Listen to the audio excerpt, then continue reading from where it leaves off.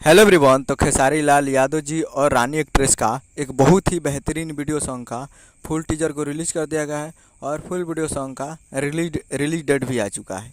और इस गाने को लिखे हैं अभिषेक भोजपुरिया जी और इसमें म्यूजिक दिए हैं जय गुरुदेवा जी। और इस गाने को गाए हैं खेसारी लाल यादव जी और शिल्पी राज जी, जो कि आपको स्क्रीन का दिखाई दे रहा है। जिस सॉन्ग का टाइटल रखा गया है गजबे कमर, जिसका टाइटल है गजबे कमर। और वीडियो में खेसारी लाल यादव जी और रानी एक्ट्रेस जी, फिट में है रानी एक्ट्रेस जी। और ये फुल टीजर को रिलीज़ कर दिया गया है और फुल वीडियो सॉन्ग को रिलीज़ किया जाएगा। Full video song release in on 17 सितंबर 2024 को सुबह 7 AM पे ये फुल वीडियो सॉन्ग को रिलीज़ किया जाएगा।